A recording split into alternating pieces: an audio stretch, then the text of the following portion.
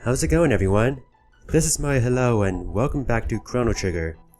In the last video, we spent a majority of it doing side quests, mostly because Marl's pendant can now open doors and treasure chests. Our main objective is to use the Airpark, which is our time-traveling ship that doesn't fly, but it can travel to any time period, which we can use to go back to 12,000 BC, back to the Kingdom of Zeal. Now, I said last video was a majority side quests, so you think I'd be done, but there's actually one thing I forgot to do. As you can see, Chrono is level 28, everyone else is in 26 or 28 or 27. So you notice that I gave Chrono the white mail and Marl the blue mail. So Chrono can absorb lightning, Marl can absorb ice and water. Now is a good time to talk to Specchio again. As you can see, he has changed. This is his form when you are from level 10 to level 20. No, level 20 to level 30 I mean. And as you can imagine, he will have a different form when he's level 30 to level 40. So this is a different fight from the first fight. So I feel like this is my last chance before he transforms into his next form. So I want to get... Yeah, so you can see, Chrono is glowing blue. Unfortunately, Specchio does have access to other spells. But this is the best I could do for now, so let's do it. Do it! Actually, I think Chrono is glowing yellow because of another piece of equipment I gave him, not because he can absorb lightning. It's been a while since I last recorded Chrono Trigger, so I kinda forgot what I gave Chrono. I think it's that one item that I was confused about when I was like, which one should I choose? And I think it was the one that grants him great defense? Future Maya, hello, can you clarify? Thanks.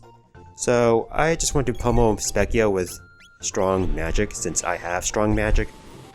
Now, I think Specchio will merely use magic like fire, ice, and lightning, and... Oh yeah, Luca doesn't have anything that absorbs fire since we don't have the red mail, but she does have the Taban suit, which grants her some pretty good resistance against fire since it's something her dad made for her. So of course I'm using that for Luca, and as a result he's attacking Luca, the only one who can actually be hurt by any elemental attack, and so he proceeds to attack Luca twice in a row. Good logic, Specchio. Good move, Specchio. Now, this isn't as tough as the first time you fight Specchio, since I'm at a pretty decent level. See, that wasn't too bad. That was a quick fight.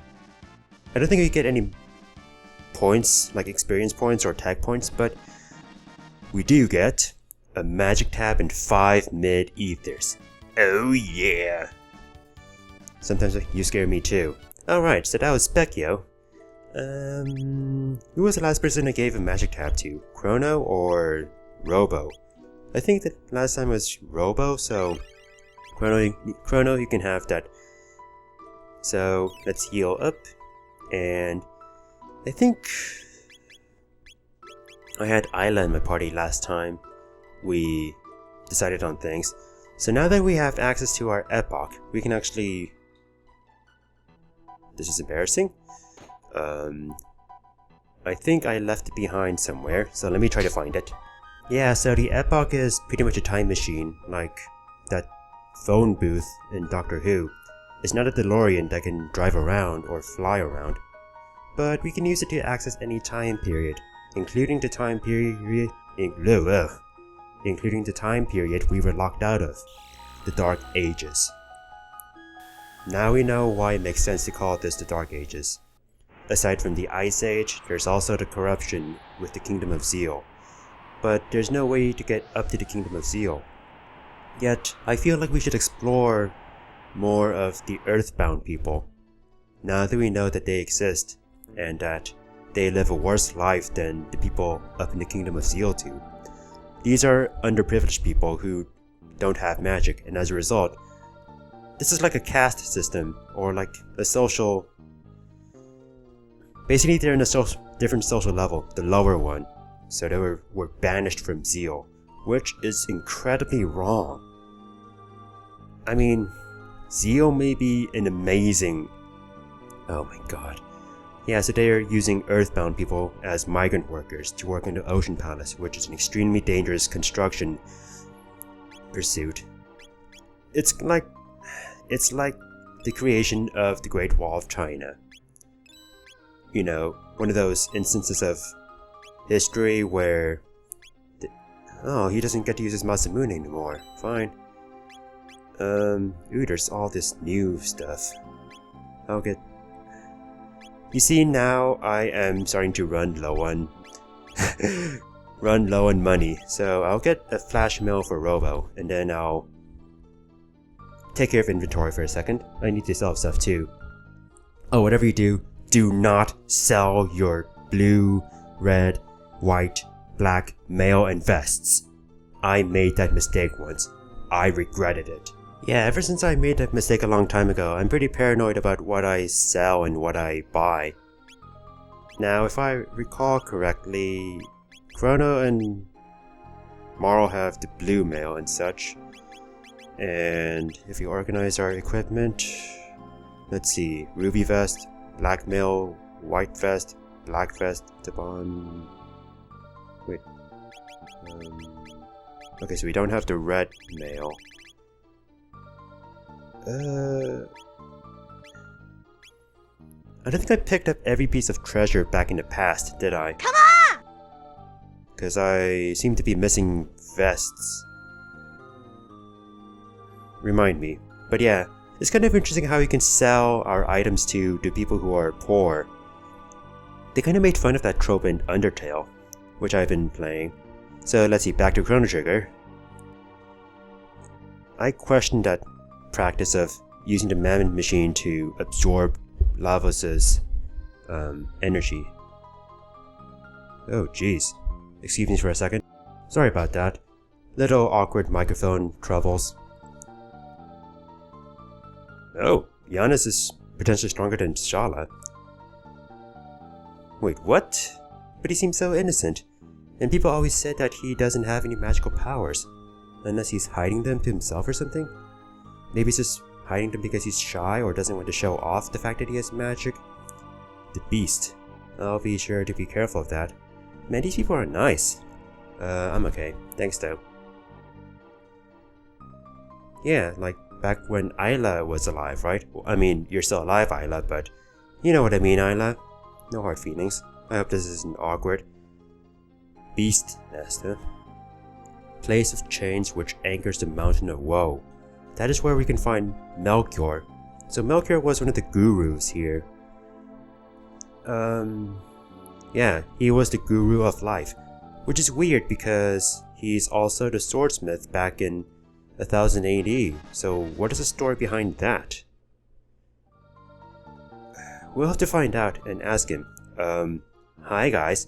Oh, you look so cute. Yet they're so deadly. Thankfully, they're in a row so we can just falcon hit them. For now, I want to focus on having Isla in my party because...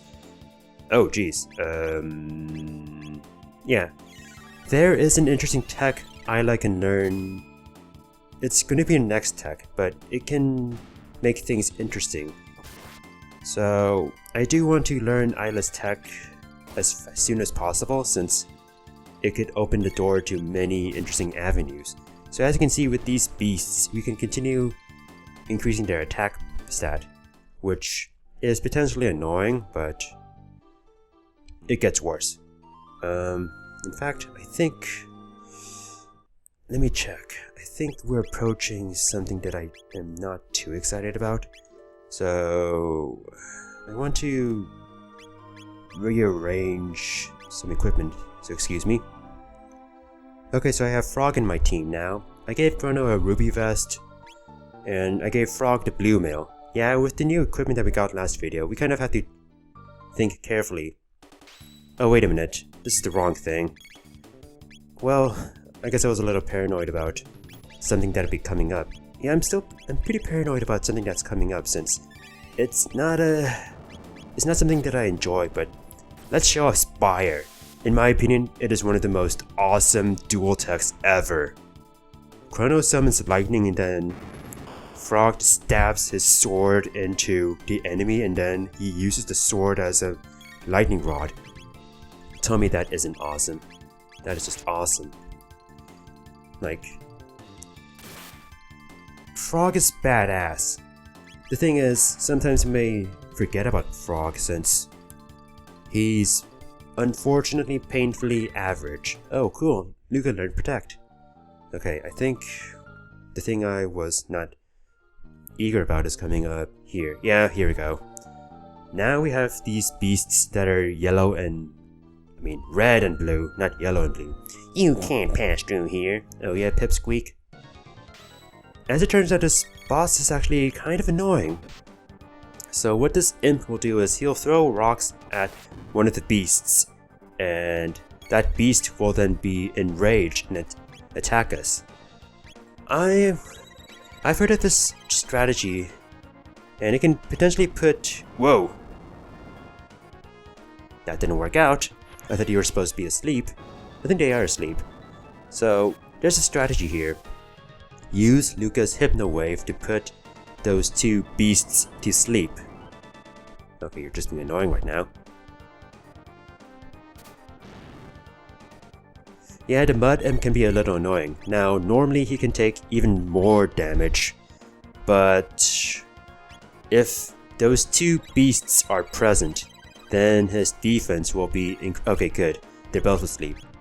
So the only way those beasts will wake up is if the Mud Imp throws rocks at the beasts. So let's hope he doesn't do that. He's going to do that at some point. So yeah, normally this boss takes more damage. This boss has lower defense than usual, but right now he has more defense than usual because these two beasts are present.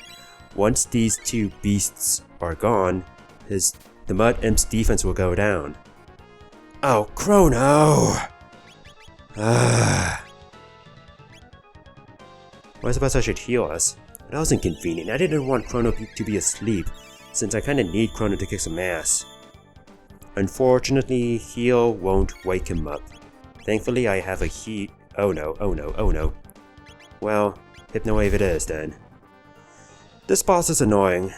Now, there's a few other ways you can deal with this boss. You can use...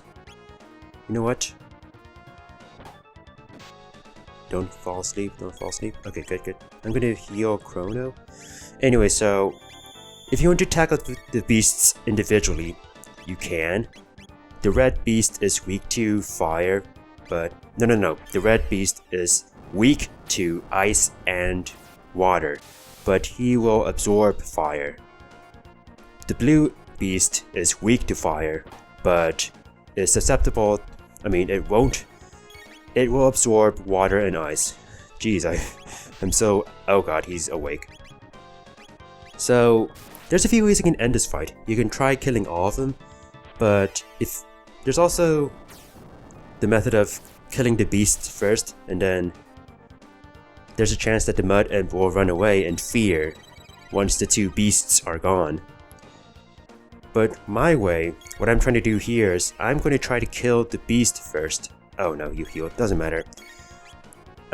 So I'm gonna try to kill the Mud Imp first, because if the Mud Imp dies first, then this boss fight will actually end rather quickly, so it will be to my advantage to kill that Mud Imp, even though that Mud Imp has an abnormally large defense right now, thanks to his two pets. So this is a boss fight that you can do based on your own choosing. If you want to tackle the beasts themselves, I would recommend having Luca and then Marl or Frog, since... See? Once the Mud Imp is dead, the two beasts are dead, and we didn't even touch them.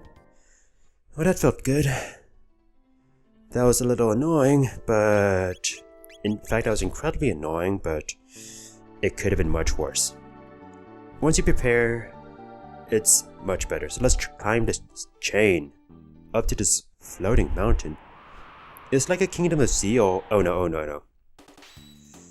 Okay, so this is a Rubble that kind of does something annoying. You cannot use text, so you are bound to attacking. The problem is the Rubble has a very good evasion stat. So this could take a while. I actually meant to give someone a certain accessory that's very helpful against this fight, but I just rushed into this fight without thinking.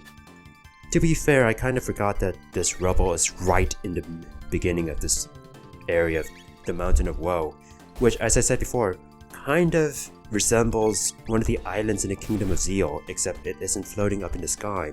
It's barely floating, like it's sinking, only held up into the air with chains. Then again, it could be a floating island, but it's bound to the earth thanks to those chains.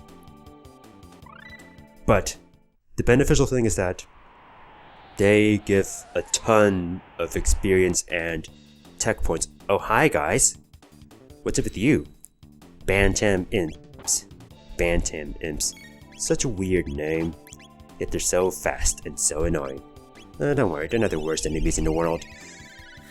The enemies here are interesting. The Rubbles require you to be better prepared. So those imps require you to kill their birds first before they can die. Unfortunately, Marl isn't strong enough. Don't worry, I can show you how to be strong in the real way. You know, I seem to be referencing the same things over and over again whenever I'm into something.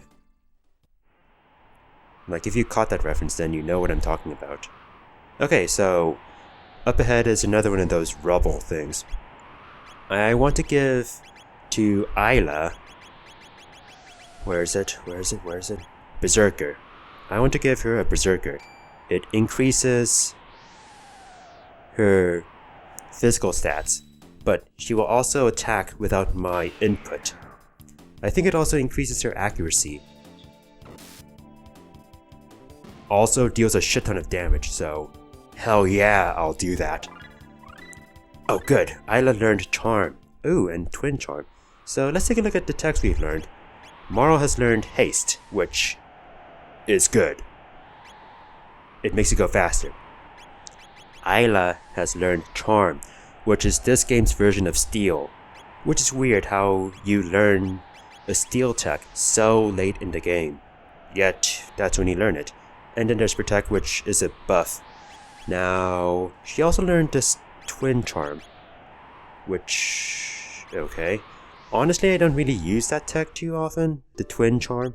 I do use Charm every now and then, mostly because it's an interesting endeavor. There are a lot of items you can find in this game that you can only obtain through the use of Charm. Bosses and enemies will have items you can steal, and chances are bosses will have unique items you can steal. Or not unique items, but they will have some items that you do want to obtain. In fact, let me demonstrate it. Oh, wait a minute, Isla has a Berserker ring. Never mind. Oh, so Isla and Rubble learned Boogie. Yeah, that's right, they learned how to boogie. I'm serious, this is an actual tech name. It combines, I think, Robo's Laser Spin and Charm, which is actually pretty good. It casts Stop on enemies. That is what it does. So you'll see later on why that is called Boogie. Now, what did I give Isla before? Something like the Power Scarf, yeah. If I do come across enemies that I can charm, I'll show it off. Oh, wait a minute, here's another one of those guys. So, I'm gonna give Isla that Berserker again. The good thing about those enemies is that they give you all of that experience and all of the tech points. So this is a very good chance for you to bring your party members up to speed, and also make sure they learn all of the interesting techs they can learn. In fact, if anything, now is the time to learn interesting techs, now that you have access to these enemies that are so generous with their points. So, and we are starting to learn interesting text now. Ooh, we've seen you before. Now it's time to demonstrate charm. Let's steal from this enemy, and then kill you. So Isla flirts. Oh, wait a minute. Yeah, so we stole something from that gargoyle. I skipped through that dialogue there. You can stop now. Jeez, that was... I never saw that before. That was interesting. Sometimes Isla's charm will not work, so... Honestly, it's the same struggle I had back in Final Fantasy IX, where I tried to use it on Steel, on bosses. Yeah, so we saw a big hand, which I think is good for Rubble actually.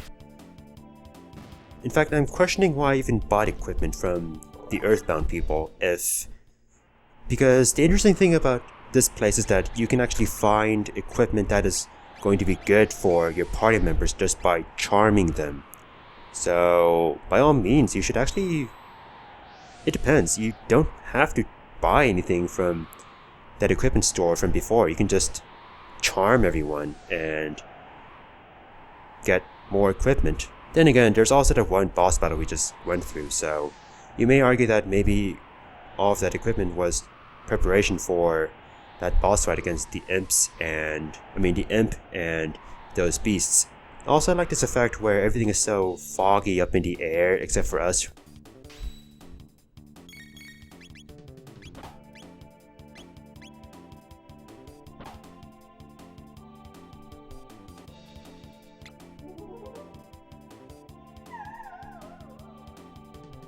Alloy blade, neat! Okay, so we stole an alloy blade, which is actually better than the demon edge. So yeah, like I said, you may be... Ooh, a lapis, nice. You may be wondering why did I even bother buying that stuff. Compulsory buying, I suppose. It's almost Black Friday after all, might as well keep it the tradition of buying shit for the winter. Because that's the tradition of winter holidays, buying everything. So let's move on through this Mountain of Woe, except for getting this item, a barrier, nice. Lapis and barrier seem to go together. One's all defense, one's all heal. What are you now?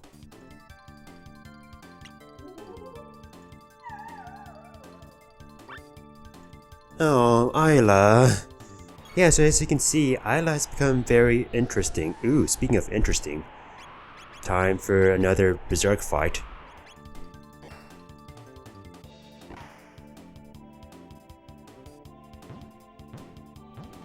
Yeah, that's what happens if you're not successful. Which is a shame because I wanted Robo and Luca to get all those tech points.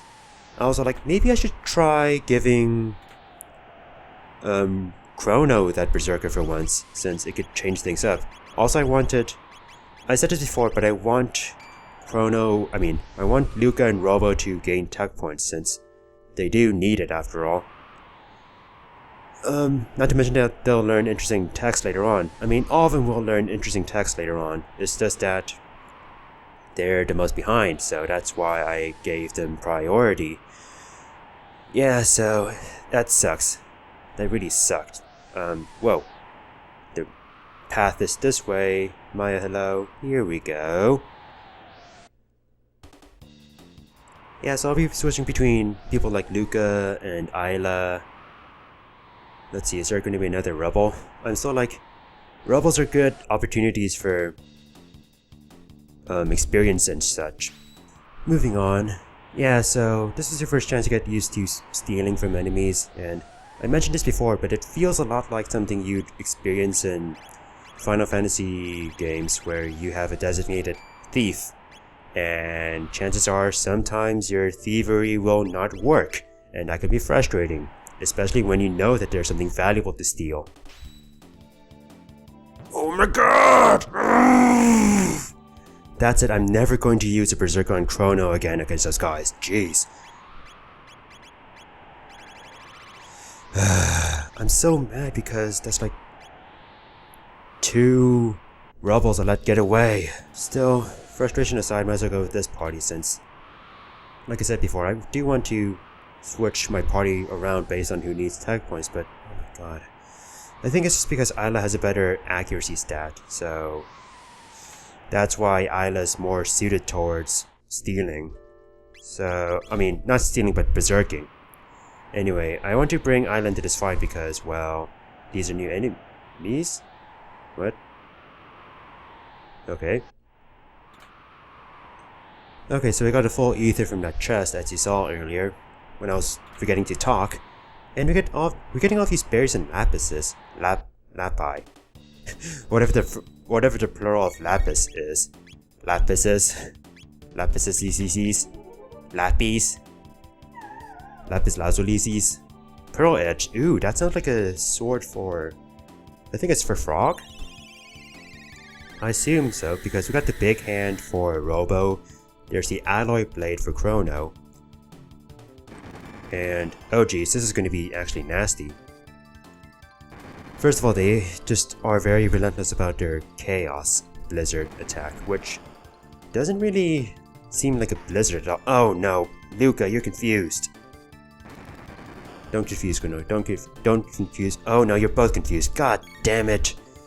I hate you all. This boss is kind of annoying. I mean, this fight is annoying. Very annoying. Thankfully, you're hitting Chrono and Luca, so when they're confused, they don't stay confused because you're hitting them with an attack, knocking them out of their confusion, but... Oh, and of course, Lucas... Oh my god. This may take a while. Oh my god, Chrono and Luca were like the worst teammates for Isla then. They were doing absolutely nothing but hitting themselves or trying to kill everyone in the process. That was annoying. You know what? We're going to continue exploring Mount Woe in the next video, where we hope to find Melchior and gain access to the Kingdom of Seal. So, until next time, thank you all for watching, and goodbye.